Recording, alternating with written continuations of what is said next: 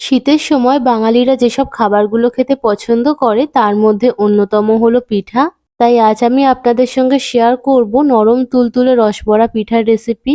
মুখে দেওয়ার সাথে সাথেই মিলিয়ে যাবে নরম তুলতুলে রসে ভরপুর এই রসবড়া পিঠাগুলো।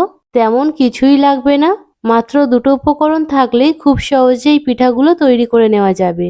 নমস্কার, আমি তাপসী আর আপনারা দেখছেন তাপসীদির হেসেল। চলুন আজকের রেসিপিটা স্টার্ট করা যাক। রসবড়া পিঠা বানানোর জন্য প্রথমেই নিয়ে নিয়েছি ছোট বাটির 1 বাটি বিউলির ডাল। ওজনের দিক থেকে এখানে 200 গ্রাম বিউলির ডাল আছে। প্রথমে জল দিয়ে ডালটা একবার ভালো করে ধুয়ে নিচ্ছি।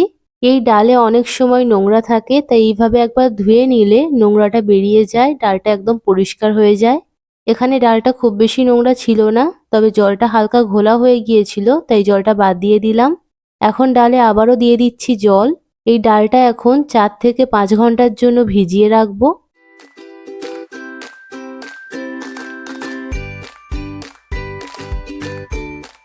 প্রায় 5 ঘন্টা হয়ে গিয়েছে ডাল ভিজিয়ে রেখেছিলাম। এখন ডালটা আগের থেকে পরিমাণে অনেকটাই বেড়ে গিয়েছে, বলা ভালো ডাল ডবল হয়ে গিয়েছে। এখন জল থেকে ডাল তুলে শিলের ওপর দিয়ে দিচ্ছি। একবারেতে পুরো ডাল বাটা যাবে না, তাই দুবার করে বেটে নেব। এবারে ডালটা একদম মিহি করে বেটে নেব। আপনারা চাইলে মিক্সার গ্রাইন্ডারে ডাল বাটা করে নিতে পারেন।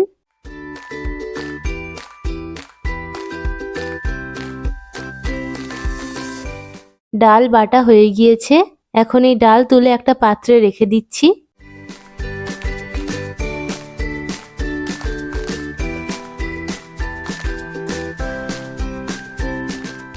বাকি ডালটা একইভাবে বেটে নিয়েছি। এখানে পুরো ডাল বাটা হয়ে গিয়েছে। এখন এই ডাল বাটার মধ্যে দিয়ে দিচ্ছি সামান্য নুন। হাফ চা চামচের থেকেও কম পরিমাণে নুন দিয়েছি। ব্যাস, আর কোনো কিছুই দিতে লাগবে না। এবারে খুব ভালো করে ডাল বাটা ফেটিয়ে নিতে হবে। ডাল বাটা একটু আঠালো হয়ে গিয়েছে, তাই ঠিক করে হাত ঘোরানো যাচ্ছে না, তাই প্রয়োজন মতো সামান্য জল দিয়ে দিচ্ছি। একবারেতে খুব বেশি জল দেওয়া যাবে না, প্রয়োজন বুঝে অল্প অল্প করে জল দিতে হবে। এই রসবড়ার ক্ষেত্রে ডাল বাটা যত ভালো করে ফেটানো হবে, বড়াগুলো তত ভালো আর নরম হবে।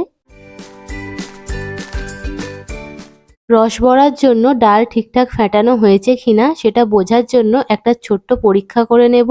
তার জন্য একটা ছোট বাটিতে নিয়েছি জল। এখন কিছুটা ডালের ব্যাটার এই জলের উপর দিয়ে দিলাম। দেখুন জলের উপর এটা ভাসছে, তার মানে ডালটা ঠিকঠাক ফেটানো হয়েছে। এখন এটা একটা সাইডে রেখে গ্যাস অন করে কড়া বসিয়ে দিয়েছি। আর কড়াতে দিয়ে দিয়েছি চিনি। যে বাটি মেপে ডাল নিয়েছিলাম সেই বাটির 1 বাটি চিনি দিয়ে দিলাম। যতটা চিনি তার দ্বিগুণ জল দিয়ে দিচ্ছি, মানে 1 বাটি চিনির জন্য 2 বাটি জল দিয়ে দিচ্ছি। এখন এতে দিয়ে দিচ্ছি 5-6টা এলাচ। এলাচগুলো একটু থেঁতো করে দিয়েছি। এবারে এটা এইভাবে নাড়াচাড়া করতে থাকবো যতক্ষণ না চিনি গলে যাচ্ছে। চিনি গলে গিয়েছে, এখন এটা বেশ কিছুক্ষণ ভালো করে ফুটিয়ে নেব। এই চিনির শিরাটা বেশি ঘন করার দরকার নেই। 2-3 মিনিট মতো ভালো করে ফুটিয়ে নিলেই রসবড়ার জন্য চিনির শিরা তৈরি হয়ে যাবে। চিনির শিরা হয়ে গিয়েছে, এখন গ্যাস বন্ধ করে দিয়ে এটা একটা সাইডে রেখে দিচ্ছি। এদিকে বড়াগুলো ভাজার জন্য আগেই তেল গরম করতে বসিয়ে দিয়েছিলাম। তেল ভালো মতো গরম হয়ে গেলে গ্যাসের ফ্লেমটা লো করে দিয়ে এক এক করে ডালের বড়াগুলো তেলের ওপর ছেড়ে দিচ্ছি।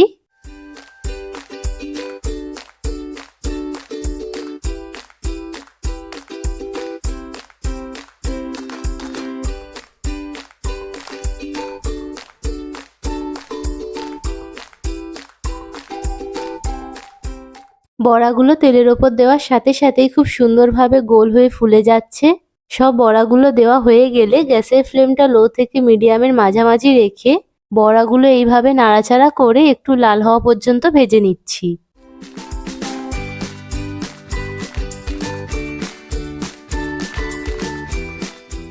বড়াগুলোতে খুব সুন্দর একটা কালার চলে এসেছে, এগুলো ভাজা হয়ে গিয়েছে। এর থেকে বেশি ভাজবো না, কারণ এর থেকে বেশি কড়া করে ভাজলে এর মধ্যে চিনির শিরা আর ঢুকতে চাইবে না। বড়াগুলো তেল থেকে তুলে ভালো করে তেল ঝারিয়ে নিচ্ছি। এখন একইভাবে বাকি বড়াগুলো তেলের ওপর ছেড়ে দিচ্ছি। খেয়াল রাখবেন বড়াগুলো তেলের ওপর দেওয়ার সময় গ্যাসের ফ্লেমটা যেন লো থাকে, না হলে বড়াগুলো তেলের ওপর দেওয়ার সাথে সাথেই লাল হয়ে যেতে পারে অথবা পুড়ে যেতে পারে।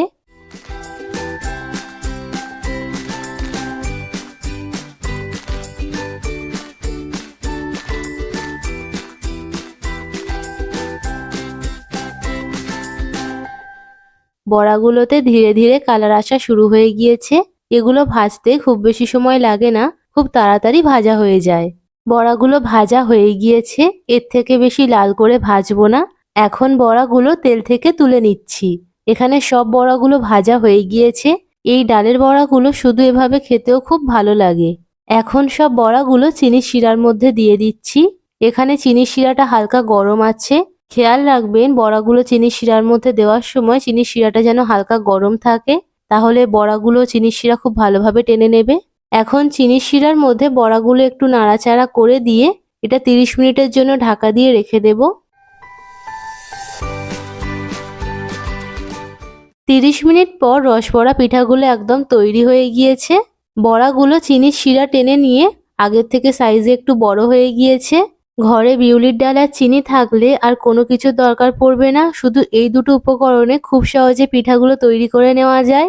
স্বাদে গন্ধে অপূর্ব, নরম তুলতুলে এই রসবড়া পিঠাগুলো মুখে দেওয়ার সাথে সাথেই একদম মিলিয়ে যায়।